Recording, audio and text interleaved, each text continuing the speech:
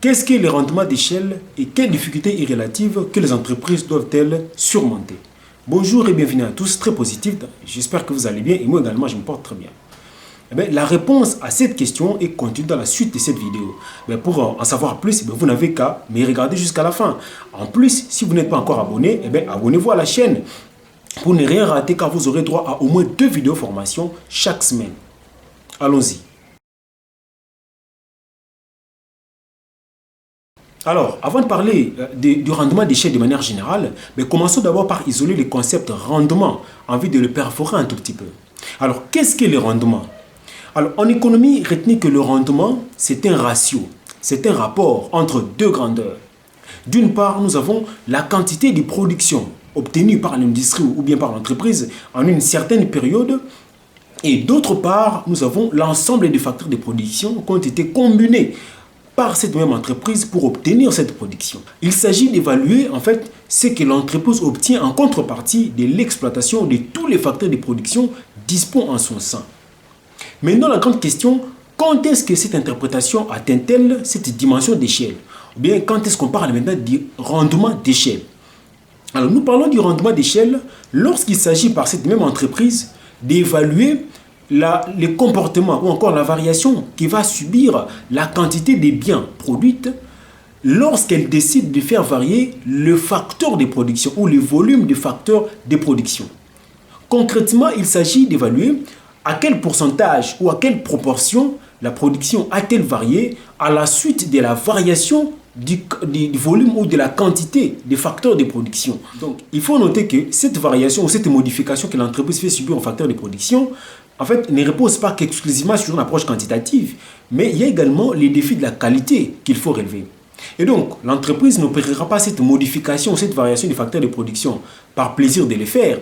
Au contraire, elle tiendra compte de cette approche qualitative parce que ça contribue à grande proportion à l'amélioration de la productivité de ces facteurs de production. Et en plus, cette variation ne se fait pas forcément dans le même sens. Ça peut arriver que l'entreprise fasse varier positivement les facteurs capital tout en faisant varier négativement les facteurs travail et vice-versa.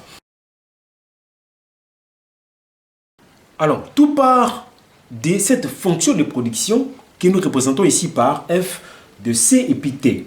Alors, je vous rappelle que dans ma vidéo où j'avais parlé de 3 concepts clés qui modifient votre façon de comprendre l'économie, j'avais longuement parlé de la fonction de production. Donc, je ne reviens pas dessus aujourd'hui dans la profondeur. Pour retrouver cette vidéo, vous n'avez qu'à vous abonner à la chaîne pour la retrouver facilement. Aujourd'hui, je vais juste effleurer, c'est juste un rappel que j'ai fait. La lettre C que vous voyez ici représente le capital. Et le T représente le facteur travail.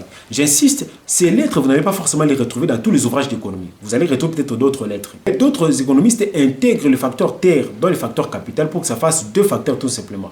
Donc, dans beaucoup d'ouvrages d'économie, vous allez plutôt retrouver 2 facteurs de production au lieu de 3. Et vous n'allez pas forcément retrouver ces lettres. Mais le plus important est de retenir que les 2 facteurs travail et capital sont les plus recensés, en tout cas dans tous les ouvrages d'économie où l'on parle de la production. Le capital, tout comme le travail, sont justement des facteurs de production. C'est-à-dire ces éléments, ces intrants, ces inputs qui sont combinés en amont par l'entreprise et qui lui permettent d'obtenir la quantité de biens ou de services qu'elle désire en une certaine période. Donc, sans les facteurs de production, la production ne peut pas être possible. Maintenant, dans cette fonction de production, nous allons introduire un facteur très important qui va presque tout changer et tout modifier. Il s'agit du facteur d'échelle, représenté ici par la lettre A. Alors, ces facteurs d'échelle, c'est un coefficient qui est assimilé aujourd'hui au progrès technique. Et vous savez comment est-ce que les progrès techniques aujourd'hui aident beaucoup d'entreprises dans le monde à améliorer leur performance, à améliorer leur capacité productive. Et ces coefficients, nous allons l'introduire dans cette fonction de production. Après son introduction, qu'est-ce qui va se passer? Ça veut dire que ces facteurs vont se rattacher à chaque facteur de production à l'intérieur de cette fonction de production. Et c'est à partir de cette fonction que le rendement d'échelle va se présenter sous 3 formes. Alors, la première forme, lorsque cette fonction, que je vais considérer comme une fonction de départ, est supérieure à la même fonction, mais cette fois-là, avec les facteurs d'échelle mis en évidence, isolés des autres facteurs de production, considérés comme un facteur à part entière, nous allons atterrir à ce qu'on appelle le rendement d'échelle croissant. Qu'est-ce que ça veut dire concrètement? Je vais donner un exemple. L'entreprise décide d'accroître par exemple le volume des facteurs de production à hauteur de 40%. Et en contrepartie, l'entreprise obtient une augmentation de sa production à raison de 60%. Donc c'est une variation qui est plus que proportionnelle par rapport à celle des facteurs de production. Donc nous sommes dans une situation de rendement d'échelle croissant.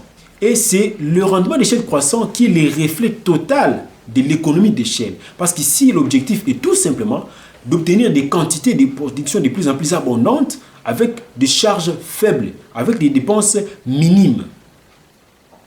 Maintenant, la deuxième forme, lorsque cette même fonction est au contraire inférieure à la deuxième fonction, nous atterrissons à ce qu'on appelle le rendement d'échelle décroissant. Nous gardons le même exemple. L'entreprise décide d'accroître le volume des facteurs de production à hauteur de 40%. Mais en contrepartie, elle obtient une augmentation ou bien une variation positive de la production, mais à hauteur de 30%. Donc vous constatez que c'est une variation qui est moins que proportionnelle par rapport à celle des facteurs de production.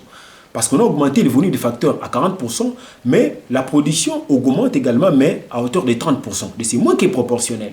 Ça, c'est le rendement d'échelle décroissant.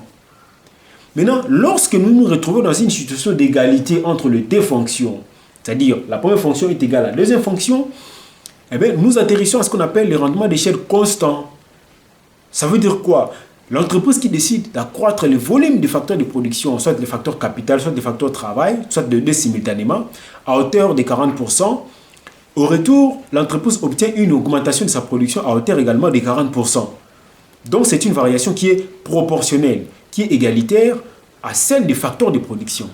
C'est constant. Donc, l'entreprise arrive à produire avec presque les mêmes charges, à obtenir une certaine quantité de production avec les mêmes charges ou avec les mêmes coûts de production.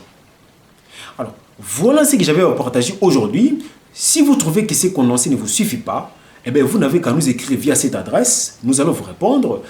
Quant à moi, je vous dis à la prochaine. N'oubliez pas de jeter un coup d'œil dans la description pour retrouver des formations que nous mettons à votre disposition. Si vous n'êtes pas encore abonné à la chaîne, j'insiste, abonnez-vous car vous aurez droit à au moins 2 vidéos formations et un trait à l'économie chaque semaine. Quant à moi, je vous dis à la prochaine. Merci.